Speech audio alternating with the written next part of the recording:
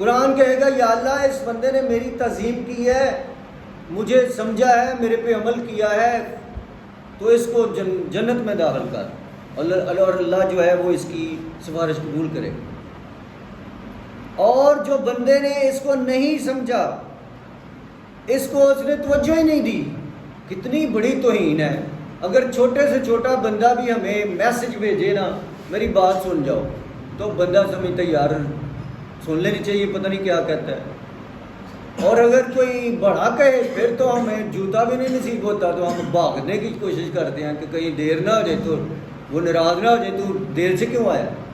لیکن ابھی بھی ہمیں اخلاق ہے کہ ہمارا بندہ بھی کہے یار میری بات تو سن ہی لیتے ہیں، بندہ کہتا ہے یار شرم آتی ہے کہ اب بات تو سننی چاہیے، اور کائنات کا خالق ہمیں کہتا ہے میری بات سن لو، نہیں سنتے۔ کتنی بڑی بات بختی ہے، کتنا بڑا ہمارا یہ جرم ہے۔ تو یہ کتاب سننی چاہیے، ہمارے کام ہی نہیں ختم ہوتے۔ تو میرا یہ دعویٰ ہے کہ جو اس کتاب کو سن لے، نیت ایسی کرے کہ میں نے اپنی مرضی نہیں چلانی، جو آ گیا، جو بات آ گئی اس پہ عمل کرنا ہے۔ بعض لوگ، اللہ نے اسی میں کہا ہے کہ بعض لوگوں کے لیے قرآن ہدایت ہے اور بعض کے لیے گمراہی ہے۔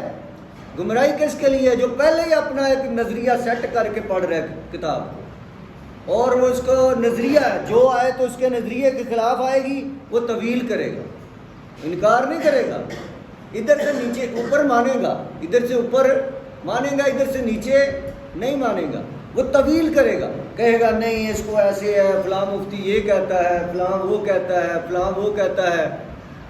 اور بعض اتنے بدبخت ہیں، وہ کہتے ہیں میں نے تو اس کی بس بات ماننی ہے، میں نے کسی اور کی بات سننی نہیں ہے۔ اس سے بدبختی اور کیا ہو سکتی ہے؟ وہ غلط بھی ہو سکتا ہے بندہ، اس کو غلطی بھی لگ سکتی ہے، آپ دوسرے سے بھی سن لیں، ٹھیک ہے۔ وہ جب کہتا ہے میں قرآن سے بتا رہا ہوں تو اس کی سن لیں، اور اللہ نے عقل دی ہے، وہ پھر فیصلہ کر لے۔ جب دو پڑھے لکھے عالم جو ہیں وہ متضاد بات کر رہے ہیں، اور یہ اکثر ہے، تو وہ خود فیصلہ کرے، کوئی مولوی اس کو ہدایت نہیں دے سکتا، اس کی عقل ہی ہے جو اس کو بتائے گی، کیونکہ سارے راستے موجود ہیں اور اللہ تعالیٰ نے عقل دی ہے۔ تو اس کو یہ پوچھا جائے گا کہ تم نے خود غور کیوں نہیں کیا۔ تو لہٰذا بات سب کی سننی چاہیے، ہاں البتہ وہ بات قرآن حدیث کی کرے اور کتابوں کی نہ بات کرے۔ سب سے افضل اور اعلیٰ اور ہمارے لیے حجت جو ہے وہ قرآن و حدیث، اس کے اندر سے وہ بات کر رہے، بے شک وہ مسلمان بھی نہیں ہے، پھر بھی آپ سنیں، اگر وہ صحیح بات کر رہا ہے سن لیں۔ دیکھیں شیطان جو ہے، شیطان نے حضرت، پہلے بھی کئی دفعہ بتا چکا، مختصر کرتا ہوں، حضرت ابو ہریرہ رضی اللہ عنہ نے جو ہے وہ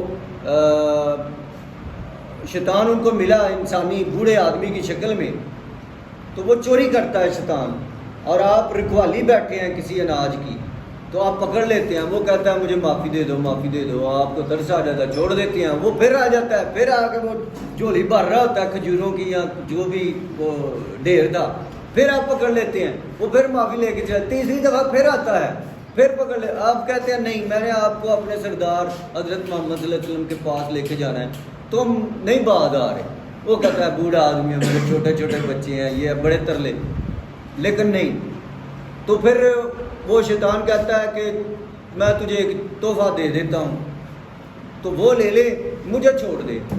وہ کہتے کیا دو گے؟ وہ آیت الکرسی دیتا۔ آیت الکرسی قرآن پاک میں ہے نا، تیسرے سپارے میں شروع میں ہی آتی ہے آیت الکرسی، اور بڑی اہمیت ہے، ہر ان پڑھ بھی جانتا ہے اس کو۔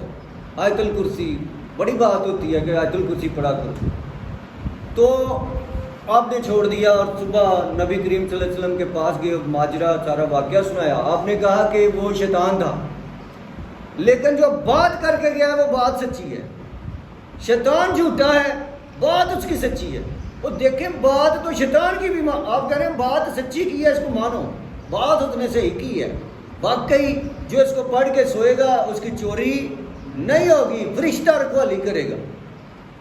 یہ ہم ایک فرقے والے دوسرے کو کہتے ہیں کہ اس کی بات نہیں سننی، اور شیطان سے تو نہیں پیڑا ہو گیا بھابی، شیطان سے تو دیوبندی پیڑا نہیں ہو گیا، ٹھیک ہے، شیطان سے برا نہیں ہو گیا یہ کوئی شیعہ یا بریلوی، تو ایک دوسرے کی بات سننی چاہیے۔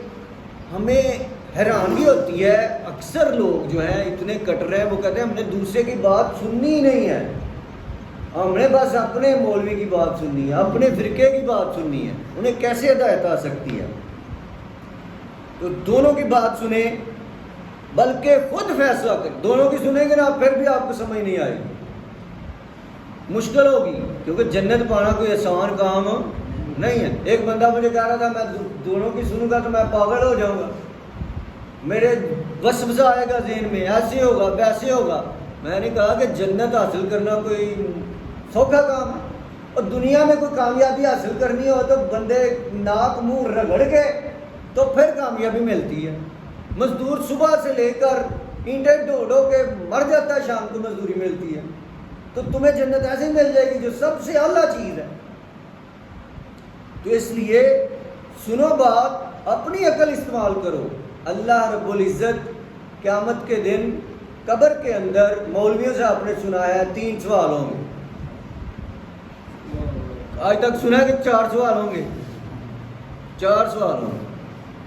حدیث کے اندر 4تھا سوال بھی ہے، وہ جو بیان ہی نہیں کرتے، وہ کیا ہے کہ وہ بندہ 3 سوالوں میں پاس ہو جائے گا یا فیل ہو جائے گا، تو فرشتہ 4تھا سوال کرے گا۔ اب پاس ہونے والے سے کہے گا یار تجھے کس نے بتا دیا ان سوالوں کے جواب؟ وہ آپ نے سنے ہوئے، میں اسکپ کر رہا ہوں، وہ 3 سوال آپ کو پتہ ہیں، 4تھا بتا رہا ہوں۔ وہ کہے گا یہ کس نے آپ کو ان کے سوالوں کے جواب دے دیے؟ وہ کہے گا میں نے قرآن پڑھا تھا، میں نے حدیثیں پڑھی تھی یا حدیثیں سنی تھی۔ ضروری نہیں پڑھا لکھا بندہ جنت میں جائے گا، ان پڑھ بھی جا سکتا ہے، اس کان تو ہے، سن سکتا ہے۔ ویسے تو کہنا نہیں چاہیے، لیکن بلکہ کہنا بھی چاہیے، ہمارے پاک پیغمبر صلی اللہ علیہ وسلم بھی پڑھے لکھے نہیں تھے۔ ہم چلو ان پڑھ نہیں کہتے، برا لفظ، وہ بھی پڑھے لکھے نہیں تھے، لیکن علم کے لحاظ سے ساری دنیا سے زیادہ علم تھا، ٹھیک ہے نا؟ تو یہ نہیں ہے کہ بندہ پڑھا لکھا ہی کامیاب ہو، کان سے بھی علم حاصل ہوتا ہے۔ یہ نبی کریم صلی اللہ علیہ وسلم کو حاصل ہوا ہے کان سے علم، قلم سے نہیں، کان سے۔ حواس خمسہ جو اللہ نے دیے نا انسان کو، 5 حواس دیے ہیں، چھونے کی حس، سونگھنے کی حس، دیکھنے کی حس، اور یہ سننے کی حس، اور 5ویں کون سی ہے؟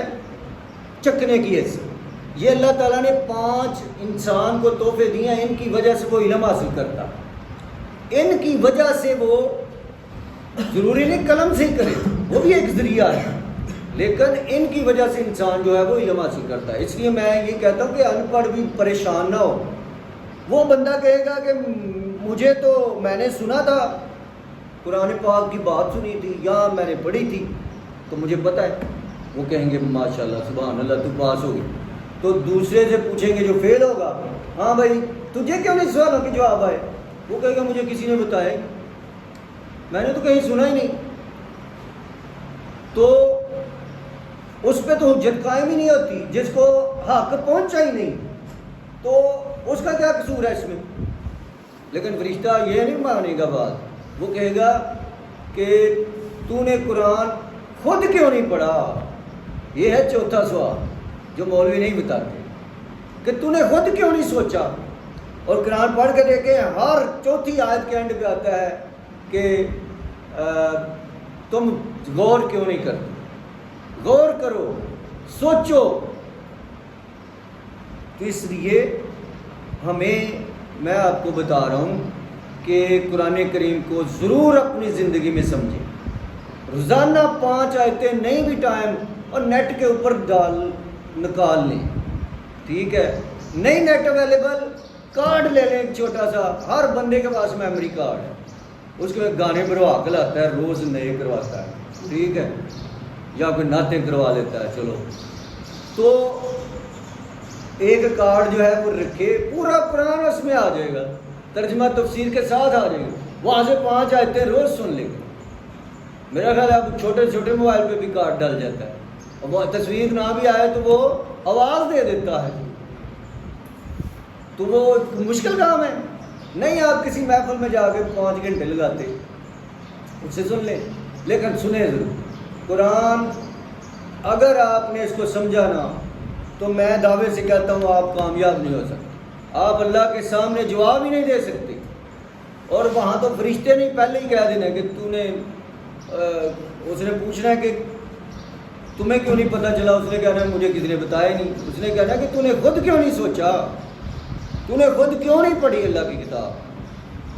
تو بھائیو اس کتاب کی اہمیت یہ ہے, ہم نے یہ سلسلہ شروع کیا ہے تو لوگ جو ہیں وہ آج کتنے لوگ ہیں, یہ تو ہمارے مہمان ہیں تو 4-5 باقی میرے گھر والے ہیں تو 5 لوگ جو ہیں دوست جو ہیں وہ آئے. تو اندازہ لگائیں اگر میں نے کہیں ادھر کوئی اور فنکشن کرنا ہوتا تو کتنی عوام ہوتی. یہ ہمارا لیول ہے اور محنت اور کوشش کے بعد یہ آیا ہے رزلٹ 5 بندے. تو اس سے گھبرانا نہیں, میں نے تو بالکل نہیں گھبرانا. قیامت کے دن اللہ تعالیٰ کہیں گے کہ اپنے اپنے ماننے والے نبیوں سے بولیں گے اپنے اپنی امت کو لگ کر. کسی نبی کے ساتھ یہ حدیث میں آتا ہے کسی نبی کے ساتھ 4 آدمی ہوں گے, کسی کے ساتھ 3 آدمی ہوں گے, کسی کے ساتھ 2 آدمی ہوں گے, کسی کے ساتھ 1 آدمی ہوگا اور کسی کے ساتھ کوئی بھی نہیں ہوگا. نبی کسی بندے نے اس کی بات مانی نہیں ہے. اندازہ لگا اتنی دیر, اور نبی کی دعوت تو اندازہ ہی نہیں ہم کر سکتے. میں تو چیز ہی کوئی نہیں. نبی کی دعوت اور بندہ ساتھ ایک نہیں ہوگا. کیا اللہ تعالیٰ اس نبی سے کہیں گے تو ناکام ہو گیا؟ نہیں, اس نے اپنی پوری کوشش کر. نبی سے تو ہم یہ ایکسپیکٹ نہیں کر سکتے کہ اس نے کوشش نہیں کی. تو انشاءاللہ اللہ تعالیٰ مدد فرماتا ہے. 36 آیات ہم پڑھ چکے ہیں. اس میں واقعہ بیان ہو رہا تھا حضرت آدم علیہ السلام کا. جب اللہ تعالیٰ نے آدم کو بنایا تو اسے فرشتوں سے بولا کہ سجدہ کرو. فرشتوں نے کہا, اس میں سے شیطان جو ہے فرشتوں نے سجدہ کر دیا اور ابلیس نے نہ کیا. تو اس نے کہا کہ میں نہیں اسے سجدہ کروں گا, میں اللہ ہوں. اللہ تعالیٰ نے فرشتوں نے بھی کہا کہ یا اللہ تو کیوں یہ بنا رہا ہے, ہم بڑی تیری تعریف کرنے والے ہیں. تو اللہ نے کہا کہ تو جو میں جانتا ہوں تم نہیں جانتے. اور پھر اللہ تعالیٰ نے اس کا ثبوت دیا ہے. ہم تو ویسے ہی ہوا ہمیں گھوڑے دوڑاتے رہتے ہیں نا, اللہ کو ثبوت دینے کی ضرورت ہے. اللہ دلیل دے رہا ہے, ادھر بات دلیل سے ہوتی ہے. آج ہم کسی مولوی سے دلیل پوچھ لیں تو وہ لڑنے پہ آ جاتا ہے. اللہ دلیل دے رہا ہے, فرشتوں کو دلیل دے رہا ہے کہ میں ایسے نہیں بات کر. کیا دلیل دے رہا ہے؟ اللہ تعالیٰ نے کہا حضرت آدم علیہ السلام کو کچھ علم سکھا دیا. قرآن میں آتا ہے نام سکھا دیا, علم سکھا دیا جو بھی. پھر اللہ تعالیٰ نے ان سے سوال کیا کہ یہ بتاؤ, انہیں ذکر نہیں ہے کیا پوچھا کیا نہیں. انہوں نے نام بتا دیے حضرت آدم علیہ السلام نے. فرشتوں سے پوچھا تم بتاؤ, ان کو نہیں آئے. اللہ نے کہا کہ جو میں جانتا تم نہیں جانتے. علم کی بنیاد پر اللہ تعالیٰ نے ان کی فضیلت جو ہے وہ بیان کی کہ جس کے پاس علم زیادہ ہے وہ اعلیٰ ہے. ٹھیک ہے, جس کے پاس عمل زیادہ ہے. اسلام میں یہ ہوتا ہے علم کی بھی اہمیت ہے اور عمل کی بھی اہمیت ہے, اور دونوں چیزیں جڑی ہوئی ہیں. اگر ایک چیز کے ساتھ دوسری نہ ہو تو وہ ایک بھی بیکار. دونوں چیزیں ہونے ضروری ہیں. یہاں پر علم کی بات ہوئی ہے تو فرشتے جو ہیں انہوں نے سجدہ کر دیا اور ابلیس نے نہ کیا. ابلیس جو ہے اس نے کہا کہ نہیں, الا ابلیس کے سوا. اب اس نے کہا ابا واستکبر, میں تو وہ اکڑ گیا. ابا واستکبر, ابا کا مطلب ہوتا ہے میں, واستکبر تکبر سے ہے, اس نے تکبر کیا. وکان من الکافرین, اور کافروں سے ہو گیا. یہ پیچھے ہم پڑھ چکے ہیں. آگے اللہ تعالیٰ فرماتے ہیں ہم نے کہا اے آدم سکون کرو تم اور تیری بیوی جنت میں. وَكُلَا مِنْهَا رَغَدًا حَيْثُ شِئْتُمَا, اور دونوں کھاؤ اس میں سے جو تمہیں پسند ہے. ولا تقربوا هذه الشجرہ، اس شجر کے قریب نہیں جانا. ایک اللہ تعالیٰ نے ایک پابندی لگا دی کہ اس درخت کے پاس نہیں جانا، یعنی کہ اس کی کچھ نہیں کھا، اس سے فائدہ لینا، باقی تم جو مرضی جنت میں کھاؤ پیو. ولا تقرب فتکونا من الظالمین، اگر تم اس درخت کے پاس گئے تو تم ظالموں سے ہو جاؤ گے، یعنی نافرمان. فَأَزَلَّهُمَ الشَّيْطَانُ، شیطان نے ادھر ان کو بہکا دیا. فَأَزَلَّهُمَ الشَّيْطَانُ، تو شیطان نے ان دونوں کو پھسلا دیا. انہا، اس سے. فَأَخْرَجَهُمَا، تو انہیں نکال دیا گیا. مما، اس میں سے. کان فی، جس میں وہ تھے. وَقُلْنَا اهْبِطُوا، اور ہم نے کہا، اللہ تعالیٰ کہتے ہیں اور ہم نے کہا، نَهْبِطُوا، اتر جاؤ. بَعْضُكُمْ لِبَعْضٍ عَدُوٌّ، تم میں سے بعض کے دشمن ہوں گے. اللہ تعالیٰ نے کہہ دیا کہ تم ادھر سے اتر جاؤ نیچے، جنت سے نکال دیا.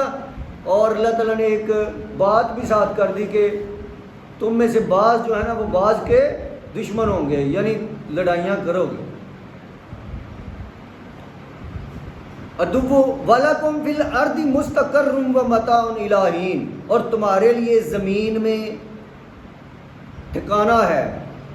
وَمَتَاعٌ إِلَىٰ حِينٍ، اور سامان ہے ایک وقت کے لیے، یعنی دنیا کا ایک وقت مقرر ہے، ہمیشہ کے لیے نہیں ہے.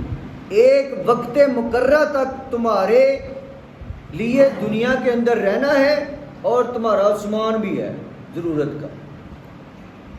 اب اگلا ہمارا سبق ہے یہاں سے. فَتَلَقَّىٰ آدَمُ مِن رَبِّهِ كَلِمَاتٍ فَتَابَ عَلَيْهِ. فَتَلَقَّىٰ، پھر القاء کر دیے آدم کو اس کے رب نے. کلمات فتابہ، ایسے کلمے، توبہ کے ایسے کلمے، یعنی وہ جو آتا ہے نا، ربنا ظلمنا انفسنا وَإِن لَّمْ تَغْفِرْ لَنَا وَتَرْحَمْنَا لَنَكُونَنَّ مِنَ الْخَاسِرِينَ. یہ کلمے اللہ تعالیٰ نے ان کو سکھا دیے. کیوں؟ کہ وہ معافی مانگنا چاہ رہے تھے وہ، تو اللہ تعالیٰ نے ان کو یہ کلمے بھی سکھا دیے، اور ان کلمات کے ساتھ اللہ سے انہوں نے معافی مانگی. اور ایک وقت آیا اللہ تعالیٰ نے اللہ تعالیٰ نے انہیں معاف کر دیا. اس کے بارے میں آتا ہے کہ پتہ نہیں کتنی صدیاں جو ہیں وہ اماں حوا جو ہے وہ باب آدم سے علیحدہ رہی ہے، بچھڑی رہی ہے. 3 صدیاں بابا جی فرما رہے ہیں کہ 3 صدیاں جو ہیں وہ ملے نہیں آپس میں. کہا جاتا ہے کہ بابے کو جو ہے وہ سری لنکا میں اتارا گیا، اور جو اماں حوا ہے، یا مجھے بھول رہا ہوں، ایک کو سری لنکا میں اور ایک کو مکہ میں جو ہے وہ، ایک ادھر پہاڑی ہے، ہم عمرے پہ گئے تھے تو وہاں بھی ہم نے گئے تھے، وہاں پہ باب آدم کو اتارا گیا تھا. تو یہ پھر 3 صدیاں ایک دوسرے کو نہیں ملے. یہ دیکھیں اللہ کی پکڑ نبیوں پہ کتنی سخت ہے، اندازہ لگائیں. اور آج ہم اتنے شیر ہوئے ہیں، ہمیں پرواہ کوئی نہیں ہے. مؤذن اذان دیتا ہے، ہمارے کان پہ جوں تک نہیں رہی کسی. یہ تو بڑا احترام ہے، وہ بند کرو ٹی وی بند کرو. وہ بند کرنے کا کیا فائدہ جب تم نے ماننا ہی نہیں ہے؟ لگاؤ ٹی وی، نہ لگاؤ گے کیا فائدہ ہے؟ بند کرنے کا مقصد یہ بند کر کے چلے جاؤ، مسجد کی طرف چلو یا نماز قائم کرو. اور موبائل لگا ہوا ہے، بند کرو اذان ہو رہی ہے، اپنی گپے لگاتے رہنے، نہ مسجد کی طرف جانا. تو چلے خیر، یہ بھی ایک تھوڑی سی ایمان باقی ہے، رکھیں اسے، لیکن اس کا فائدہ تو نہیں ہے نا کوئی خاص، جب جس مقصد کے لیے وہ کہا گیا ہے وہی نہیں پورا ہو رہا. فَتَلَقَّىٰ آدَمَ مِن رَبِّهِ كَلِمَاتٍ فَتَابَ عَلَيْهِ، ان کلمات کے ساتھ انہوں نے پھر توبہ کی. اِنَّهُ هُوَ التَّوَّابُ الرَّحِيمُ، بے شک وہ یعنی اللہ بہت بڑا تواب ہے، یعنی توبہ قبول کرنے والا ہے. رحیم، اللہ نے کہا میں رحم کرنے والا ہوں. میں نے توبہ قبول کر لی.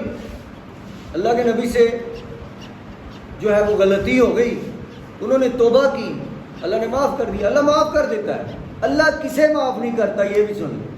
جو بندہ غلطی کر کے جسٹیفیکیشن دے، کہے کہ نہیں نہیں نہیں نہیں میرا یہ مطلب نہیں تھا، میرا وہ مطلب نہیں تھا، میں نے تو کی نہیں غلطی، میں نے تو ایسے تو ویسے، وہ جسٹیفیکیشن دے، اپنی طویلیں کرے، مانے نہ، اس کو اللہ معاف نہیں کر۔ جو بندہ غلطی کر کے تو ندامت محسوس کرے، شرم محسوس کرے، ایک دکھ محسوس کرے، اور اس کو اللہ معاف کر دیتا ہے۔ معافی کی 3-4 شرطیں ہیں۔ ایک تو یہ ہے کہ سب سے پہلے وہ اس کام سے توبہ کرے اور جو اس سے غلطی ہوئی ہے اس کا ازالہ کرے۔ اگر کسی بندے کے ساتھ زیادتی کی ہے تو اس کا معافی مانگے اس سے بھی، ٹھیک ہے، اور مانے غلطی اور خوشو خضوع کے ساتھ اللہ سے توبہ کرے، تو اللہ کہتا ہے میں تواب ہوں، رحیم ہوں۔ قُلْنَا اهْبِطُوا، ہم نے کہا اترو، منہا جمیعا، اس سے سب سے مراد یہ تھی کہ ان کی آگے نسلیں ہونی تھی، وہاں تو وہ 2 ہی تھے۔ جمیعاً کا لفظ آتا ہے گروہ کے لیے، اللہ نے کہا اترو سارے کے سارے، یعنی حضرت آدم علیہ السلام جو ہیں ان کے اندر ہی تھے سارے روحیں پشت میں ہوتی ہیں۔ اب اگر ایک کھجور کا ایک گٹلی ہے تو اس کے اندر درخت ہے کہ نہیں ہے؟ نظر تو نہیں آ رہا ہوتا، لیکن اس کے اندر ایک درخت نہیں ہے، کروڑوں درخت ہے۔ وہ جب لگے گی درخت بنے گا، درخت کو پھل لگیں گے، پھل کے اندر پھر گٹلیاں ہوں گی، پھر ساری گٹلیاں لگائیں گے، پھر سارے درخت بنیں گے، کتنے کروڑوں اربوں جو ہے اس سے درخت بنیں گے، تو اس کے اندر ہے۔ اسی طرح سے حضرت آدم علیہ السلام کے اندر تھی ساری روح، اور سارا علم جو حضرت آدم علیہ السلام کو دیا وہ بھی ساتھ میں ٹرانسفر ہو رہا ہے۔ آج اگر سائنس کہاں پہنچ گئی ہے تو یہ اسی علم سے جو ہے وہ چل رہا جو اللہ تعالیٰ نے دیا، ٹھیک ہے۔ تو یہ آج کہاں تک ہم پہنچ چکے ہیں کہ یہ اس سے ہم کتنا کام لے رہے ہیں۔ اگر آج سے 50-60 سال پہلے کا بندہ پیدا ہو اور اس دنیا کو دیکھے تو وہ میرا خیال ہے وہ پاگل ہی ہو جائے کہ یہ کر کیا رہے ہیں۔ 50-60 سال زیادہ نہیں، یہ 30 سال پہلے ایجاد ہوئے۔ ساری ترقی جو ہوئی ہے نا، یہ سائنسی ترقی، یہ ساری کی ساری یہ پچھلے 100 سال میں ہوئی ہے۔ اس سے پہلے بالکل سادہ دور، اسی کے اندر تیزی سے ترقی آئی۔ باقی علم جو ہے وہ آہستہ آہستہ تھوڑا بہت بڑھتا رہا ہے۔ پہلے آگ بھی نہیں تھی، آگ پہ ٹائر نہیں تھا، 2300 سال پہلے ٹائر بنا، تو اس طرح سے جو ہے وہ چیزیں آگے بڑھتی گئیں۔ فَأَمَّا يَأْتِيَنَّكُم مِّنِّي هُدًى فَمَن تَبِعَ هُدَايَ فَلَا خَوْفٌ عَلَيْهِمْ وَلَا هُمْ يَحْزَنُونَ۔ فَإِمَّا، تو جب يَأْتِيَنَّكُم آئے تمہارے پاس، منی مجھ سے، ہدن ہدایت، جب میرے پاس سے، اللہ تعالیٰ آپ کو انہیں کہہ رہا ہے کہ ادھر سے اتر جاؤ، زمین پہ چلے جاؤ، جب میرے پاس سے ہدایت آئے گی نا، فمن تابعہ، تو جو اس کی پیروی کرے گا، جو میں فرمان بھیجوں گا اس پہ جو عمل کرے گا، ہدایہ، وہ ہدایت پر ہوگا، فلا خوف علیہم ولا ہم یحزنون، تو نہ اسے کوئی خوف ہوگا اور نہ اس کو کوئی غم ہو۔ تو ایسے بندے کو نہ کوئی خوف ہوگا اور نہ غم ہوگا جو ہدایت اللہ بھیجے گا اور اس پر عمل کرے گا۔ اور وہ ہدایت جو ہے وہ یہ جس کو ہم جان ہی نہیں رہے، جانیں گے نہیں تو عمل کیسے کریں گے۔ آگے آتے ہیں آیت نمبر 38-39 میں، والذین کفروا، ساتھ ہی یہ بھی بتایا جا رہا ہے دو باتیں ہوتی ہیں دنیا میں اللہ نے پیدا کی ہیں، نیکی اور برائی۔ اللہ تعالیٰ نے ہر چیز دنیا میں جوڑا جوڑا پیدا کی، یہ بھی یاد رکھیں۔ اللہ تعالیٰ نے قرآن پاک کی جو صورتیں ہیں یہ بھی جوڑا جوڑا پیدا کی۔ جو محقق ہے نا قرآن کے، وہ انہوں نے جوڑے بنائے ہوئے ہیں اس کے، کہ فلاں صورت کے ساتھ جوڑا ہے، فلاں، اللہ نے اس دنیا کو جوڑا پیدا کیا ہے۔ اسی طرح سے نیکی اور برائی، اور نیک اور برا ہے، نیک اور بد، یہ بھی جوڑا ہے۔ اللہ تعالیٰ نے جب کہا کہ جو پیروی کرے گا اس کے لیے کوئی خوف نہیں ہے، کوئی اس کو غم نہیں ہوگا، یعنی اس کو ایسی جگہ میں دوں گا، دنیا کی نہیں بات ہو رہی، دنیا میں تو غم آئیں گے، اسے دکھ بھی آئیں گے، تو یہ ہے کہ بالآخر جو ہے اسے نہ کوئی خوف ہوگا اور نہ اسے کوئی غم ہوگا۔ ساتھ ہی اللہ تعالیٰ نے فرما دیا دوسری طرف والذین کفروا، اور جن لوگوں نے کفر کیا، جن لوگوں نے نہ بات مانی، جن لوگوں نے انکار کیا، وَكَذَّبُوا، اور جھٹلایا بِآیاتِنَا، ہماری آیتوں کو، ہماری نشانیوں کو۔ اللہ نے دنیا میں نشانیاں پیدا کی ہیں نا، اللہ تعالیٰ کی نشانیاں ہم غور کریں تو ہر جگہ پہ اس کی نشانیاں۔ اللہ ایک ایسی ذات ہے جو اگر اس کو دیکھیں تو اس سے بڑی دیکھنے والی چیز کوئی نہیں ہے، اور اگر اس کو نہ دیکھیں تو اس سے بڑی چھپنے والی چیز کوئی نہیں۔ اگر آپ دل کو کھول کے غور کریں تو ہر چیز میں اللہ نظر آ رہا ہے، اور بظاہر نظر بھی نہیں آ رہا، ہر چیز میں نظر آ رہا ہے۔ دیکھیں یہ تتلی میں رنگ کس نے بھرے ہیں، کتنی خوبصورت ہوتی ہے، اگر اس کو دیکھ لیں۔ وہ ایک شعر ہے میرا کہ پھولوں کو دیکھ لوں تو تو یاد آتا، پھولوں کو دیکھ لوں تو تو یاد آتا ہے، نہ جانے ان سے تیرے کیا رابطے۔ تو ہر قدرت کی چیز کو دیکھنے سے اللہ کی یاد آتی ہے۔ مختصر کرتا ہوں، اس میں بہت بولا جا سکتا ہے۔ آپ کا جو دل ہے، تھوڑی سی اس پہ اور روشنی، آپ کا جو دل ہے ایک دن میں 1,00,000 دفعہ دھڑکتا، تو کیا میں کہا کرتا ہوں کہ اگر آپ بٹن لگایا ہو ادھر اللہ نے کہ بھائی اس کو دبانا ہے تو اس نے دھڑکنا ہے، تو بندہ اس کو ہی دباتا رہے گا، ذرا سا بھی رکے گا تو مر جائے گا، اپنے آپ چل رہا ہے۔ ٹھیک ہے، خون جو ہے گردش کر رہا ہے، آپ کی آنکھیں جو ہے ہر چیز دیکھ رہی ہیں، کیا اس سے اللہ ظاہر نہیں ہو رہا؟ اللہ نظر نہیں آ رہا؟ اللہ اپنی قدرتوں سے نظر آتا ہے، اللہ بظاہر نظر نہیں آتا لیکن اس کی قدرتیں جو ہیں اس سے نظر آ رہا ہے۔ بھائی ایک شوگر کے مریض کو دیکھ لو، شوگر کا مریض جو ہے وہ شوگر ہو جائے تو کوئی 10-15 سال ہی مشکل سے نکال دے گا، بہت سیانا بندہ ہو، شوگر کی بیماری نہیں ہے اتنی بڑی، اس کو یہ ہے کہ اس کا لیول جو ہے نا، اندر اللہ نے ایک پرزہ رکھا ہے، وہ اس کا لیول رکھتا ہے شوگر کا، وہ نہ بڑھنے دیتا ہے نہ گھٹنے دیتا ہے۔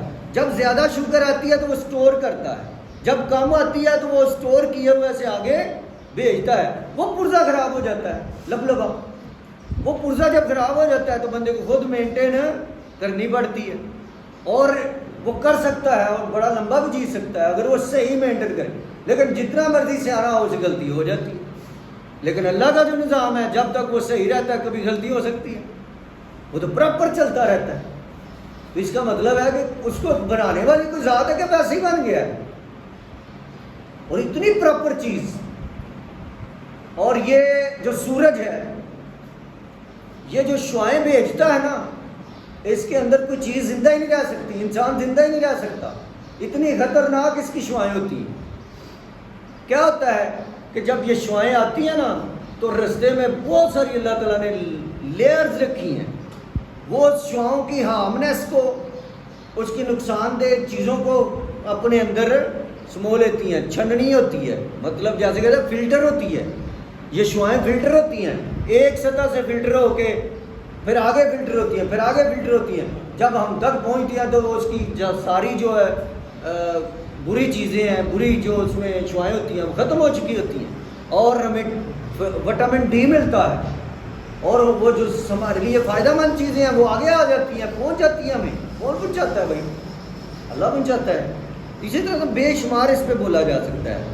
تو اللہ تعالیٰ فرماتی ہے، اللہ کی آیات ہیں، اللہ تعالیٰ فرماتے ہیں جو لوگ کفر کرتے ہیں اور میری آیتوں کو جھٹلاتے ہیں، میری نشانیوں کو آیتیں صرف یہ نہیں ہیں جو قرآن کی ہیں، آیت کا مطلب ہوتا ہے نشانی، اللہ کی نشانی، تو ہمارے سامنے بہت ساری آیتیں، تو وہ لوگ اللہ کی آیات کو جھٹلاتے ہیں، اولئک اصحاب النار، یہی تو لوگ ہیں جو جہنمی ہیں، اولئک اصحاب النار ہم فیہا خالدون، یہ اس میں ہمیشہ رہیں، جو دوزخ میں چلا جائے گا وہ اس میں ہمیشہ رہے گا۔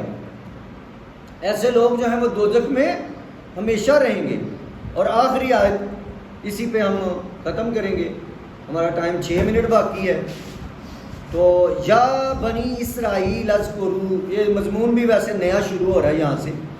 یا بنی اسرائیل اذکروا نعمتی اللتی، اللہ تعالیٰ فرما رہے ہیں اے بنی اسرائیل، اے یہودیو، یاد کرو میری اس نعمت کو جو میں نے تم پر انعام کی، جو میں نے تمہیں دی۔ یہودیوں سے خطاب ہو رہا ہے۔ یہ جو قرآن ہے نا، اس کا زیادہ حصہ یہودیوں کے بارے میں ہے، اور یہودی سب سے بدترین قوم اور اللہ کی محبوب ترین قوم تھی یہ، لیکن اس نے جو ہے نا فرما برداری نہیں کی۔ اس بہت کم لوگ ہوتے تھے، یہ زیادہ تر نافرمانی لوگ ہوتے تھے، یہاں تک کہ یہ جب لڑنے کا وقت آتا تھا تو کہتے تھے موسیٰ تم اور تمہارا خدا جاؤ لڑ لو، ہم یہاں بیٹھتے ہیں ذرا۔ تو وہ نبی کہتے تھے کہ بدبختو، جب بھاری وقت آتا ہے تو پیچھے ہو جاتے ہو، جب منو سلوا کی باری آتی ہے تو آگے دوڑتے ہو کہ ہمیں زیادہ چاہیے۔ اس طرح کی یہ قوم تھی۔ تو اللہ تعالیٰ نے تو یہ دنیا امتحان پیدا کیا ہے، تو اس میں جو جتنا امتحان دے گا اتنا ہی اس کو اجر اور اتنا ہی اس کو مرتبہ اور اتنا ہی اس کو درجہ ملے گا۔ تو یہ ایک ایسی قوم تھی۔ یا بنی اسرائیل اذکروا نعمتی التی انعمت علیکم واوفوا بعہدی، اللہ تعالیٰ فرماتے ہیں یاد کرو میں نے تمہیں کتنا فضل کیا تم پر، اور اللہ کہہ رہا ہے کہ میں اپنا عہد پورا کروں گا۔ اوفی بعہدکم، تم اپنا عہد پورا کرو، وایایا فارہبون، اور مجھ ہی سے ڈرو۔ اچھا، اس یاد کی ہم تھوڑی سی کر لیں گے اور پھر ختم کریں گے اپنا یہ جو پروگرام ہے۔ اللہ تعالیٰ نے جگہ جگہ اس قوم کو، یہ اسرائیل ہے کون تھے؟ اسرائیل کا مطلب ہے اللہ کا بندہ، یہ عبرانی زبان کا لفظ ہے اسرائیل۔ ہم تو اس کو نٹوریس معنوں میں لیتے ہیں نا، سمجھتے ہیں، برا لفظ سمجھتے ہیں، لیکن یہ اس کا مطلب ہے اللہ کا بندہ، اور یہ لقب ہے حضرت یعقوب علیہ السلام کا۔ حضرت یعقوب بن اسحاق بن ابراہیم، نبی در نبی ہیں، ان کا یہ لقب ہے اسرائیل، حضرت یعقوب کا۔ ان کے 12 بیٹے تھے، حضرت یعقوب کے 12 بیٹے تھے، ان 12 کی آگے اولادیں ہوئیں۔ مدینہ میں بھی بسی حضرت اسماعیل بھی انہی کے بیٹے تھے، مدینہ میں ان کی اولاد جو ہے وہ بسی، اور باقی جگہوں پہ مکہ میں حضرت اسماعیل علیہ السلام کی اولاد جو ہے وہ وہاں سے چشمہ نکلا تھا نا، تو وہاں حضرت اسماعیل کی اولاد وہاں بسی ہے، اور یہ پورے مکے مدینے میں پھیل گئے تھے۔ اپنے دادے کے نام پہ جو ہے ان کو اسرائیلی کہا گیا، اور ان کو یہودی بھی کہا گیا۔ یہودا جو تھے وہ حضرت یعقوب علیہ السلام کے بیٹے تھے، سب سے بڑے بیٹے تھے یہودا، تو ان کی نسبت سے ان کو یہودی بھی کہا جاتا ہے، وہ نبی نہیں تھے، یہودی بھی کہا جاتا ہے، اور حضرت یعقوب کی نسبت سے انہیں اسرائیلی کہا جاتا ہے، دونوں ان کے لیے بولے جاتے ہیں۔ یہ بہت بڑی قوم تھی، اور اس میں بہت زیادہ انبیاء نازل ہوئے، اور اللہ کی پسندیدہ اور لاڈلی قوم تھی۔ آخری نبی حضرت محمد صلی اللہ علیہ وسلم بھی انہی میں سے آئے ہیں، وہ بھی اسرائیلی تھے، لیکن وہ آئے ہیں حضرت اسماعیل سے، تو ان کو اسماعیلی کہا جاتا ہے۔ ہم دراصل میں اسماعیلی ہیں۔ تو یہ اسرائیل یہاں سے ہے۔ اچھا، ان کی کتاب میں واضح طور پر نبی کریم صلی اللہ علیہ وسلم کے بارے میں موجود تھا، اور یہ کہا کرتے تھے، اور کتابوں میں آج بھی موجود ہے۔ یہ لوگوں کو ڈراتے تھے کہ ہمارا ایک نبی آنے والا ہے، تو جب کسی سے لڑتے تھے نا تو وہ اگر مارتا تھا انہیں تو یہ پھر دکھ میں آگے کہتے تھے کہ ہمارا نبی آنے والا ہے، جب وہ آئے گا نا پھر تم سے بدلے لیں گے۔ لیکن جب وہ نبی آیا ہے تو انہوں نے جو ہے وہ کہا کہ ہم سے تو آیا ہی نہیں، یہ تو کسی اور قوم سے آ گیا، تو ان بدبختوں نے ان کو نہیں مانا۔ حضور صلی اللہ علیہ وسلم کی زندگی میں 8 یا 9 یہودی تھے جنہوں نے اسلام قبول کیا، اور جو امی لوگ تھے، جو ان پڑھ تھے، انہوں نے زیادہ فائدہ اٹھایا۔ یہ پڑھے لکھے تھے یہودی، اس دور کے کتاب والے تھے نا، یہ پڑھے لکھے تھے، نبی کی نسل سے تھے، اور وہ کچھ نہ کچھ تو پھر ہوتے ہیں نا باقیات. تو وہ پڑھے لکھے لوگ تھے, ان کو اچھا سمجھا جاتا تھا. لیکن یہ جو ہیں دوسرے مکے کے لوگ یا اوس و خزرج مدینے کے لوگ, یہ ان پڑھ جاہل لوگ تھے. لیکن انہوں نے مان لیا, انہوں نے نہیں مانا, فائدہ یہ اٹھا گئے. تو یہ پھر بعد میں پڑھ گئے, وہ نہیں پڑھ سکے. اللہ نے کہا کہ تم اپنا عہد پورا کرو, میں اپنا عہد پورا کروں گا, اور مجھ سے ڈرو. عہد کیا تھا؟ اللہ نے ہر انسان سے کہ ہم وہ روز ازل کو ایک عہد لیا تھا, الست بربہم, کہ میں کون ہوں. تو سب نے کہا ہوا ہے کہ تو ہمارا رب ہے, ہم نے بھی کہا ہوا ہے. تو اللہ نے ایک تو وہ یاد دلایا. دوسرا اللہ تعالیٰ نے یہ عہد تھا کہ ہر نبی جو ہے نا وہ اگلے نبی کی پیشن گوئی کرتا تھا, وہ اپنے اگلے نبی کا بتا کے جاتا تھا اپنی امت کو. ٹھیک ہے, تو ان کی کتاب میں بھی تھا اور عیسائیوں کی کتاب میں بھی تھا کہ آخری نبی جو ہے وہ آنے والا ہے. تو اس عہد کو بھی انہوں نے توڑا, یہودیوں نے توڑا. یہودیوں نے نہ وہ پرانے عہد کو جو روحوں سے لیا گیا تھا, اور نہ اس جو نبی ان کے نے بتایا تھا کہ ایک نبی آنے والا ہے اس پر ایمان لے آنا, نہ انہوں نے جو ہے وہ اس کو اس عہد کو بھی نہ مانا. اس وجہ سے اللہ تعالیٰ کہہ رہا ہے کہ تم اس عہد کو مانو. میں اپنا وعدہ کیا تھا اللہ تعالیٰ کا کہ میں تم پر فضل کروں گا, میں تمہیں اچھی قوم بناؤں گا, تمہیں دنیا پہ حکمرانی دوں گا. یہ اللہ تعالیٰ نے دی بھی ہے انہیں مدتوں, ہزاروں سال. لیکن انہوں نے جو ہے جب وعدہ توڑا تو وہ جو حکمرانی ہے, جو بادشاہت ہے, جو مرتبہ ہے, جو بلندی ہے, وہ پھر ان سے چھن گئی اور مسلمانوں کو اللہ تعالیٰ نے عطا کر دی. کیونکہ اللہ تعالیٰ کہتے ہیں جو قوم ہماری نافرمانی کرتی ہے ہم اس کی جگہ پہ دوسری قوم لے آتی. اسی کے ساتھ ہی ہم نے جو ہے وہ 40 آیات ہو گئی ہیں ہماری. پہلا پارہ ہے, سورہ بقرہ ہے. تو اگر یہ سلسلہ جڑا رہے گا تو انشاءاللہ آگے ہم پڑھتے جائیں گے, اور انشاءاللہ ایک نہ ایک دن آئے گا کہ ختم ہو جائے گا اگر زندگی نے وفا کی تو. اور اگر نہ بھی وفا کی تو انشاءاللہ رجسٹریشن تو ہو ہی گئی ہے. اللہم صلی علی سیدنا محمد وعلی آل سیدنا محمد وبارک وسلم. ربنا ظلمنا انفسنا وان لم تغفر لنا وترحمنا لنکونن من الخاسرین. یا پروردگار تیری کتاب کو سمجھنے کی کوشش کر رہے ہیں, یا اللہ ہمارے دل کے اندر نبی پاک صلی اللہ علیہ وسلم اور اس کتاب کی اہمیت پیدا کر دے. یا اللہ اس کی محبت پیدا کر دے. یا اللہ رسول کریم صلی اللہ علیہ وسلم سے اپنی جان, اولاد اور مال سے بڑھ کر محبت کرنے کی توفیق عطا فرما. یا اللہ ہم زبان سے تو کہتے ہیں, الہی ہمیں دل سے ایسا کرنے کی توفیق عطا فرما. یا پروردگار جو سنایا اس پر عمل کرنے کی توفیق عطا فرما. یا اللہ ہمیں اس کام کو زیادہ اچھا کرنے کی توفیق عطا فرما, اس میں برکت ڈال دے. یا اللہ اس کی وجہ سے ہماری جو مصیبتیں ہیں, جو تکلیفیں ہیں, پریشانیاں ہیں, یا اللہ انہیں دور فرما. یا اللہ ہمیں دنیا میں بھی بہتری عطا فرما اور ہمیں آخرت میں بھی بہتری عطا فرما. یا پروردگار ہمیں ہمارے جو فوت شدگان ہیں, ہمارے بڑے ہیں, باپ دادا جو بھی وفات پا چکے ہیں, پروردگار ان کی جو غلطیاں ہیں, بتقاضۂ بشریت جو خطائیں ہو گئی ہیں, یا اللہ معاف کر دے. یا اللہ ان کی قبروں کے اندر انہیں راحت نصیب فرما. یا اللہ خوشبوئیں اور جنت کی کھڑکیاں کھول دے, روشنی عطا فرما دے. یا اللہ جو ہمارے اس دنیا میں ہیں انہیں بھی ہر قسم کی دکھ تکلیف سے محفوظ فرما. یا اللہ جو بیمار ہیں, یا اللہ تکلیفوں میں ہیں, ہسپتالوں میں ہیں, یا اللہ انہیں صحت کاملہ عطا فرما. یا اللہ ہمارے ملک کی رہنمائی فرما, ملک کو بہتر فرما. ملک کی معاشیات جو ہے یا اللہ اس کا کوئی علاج کر دے. تو سارا کچھ کر سکتا ہے. پروردگار تیرے سے کوئی بھی چیز جو ہے وہ دور نہیں ہے. انما امرہ اذا اراد شیئا ان یقول له کن فیکون. فسبحان الذی بیدہ ملکوت کل شیء والیہ ترجعون.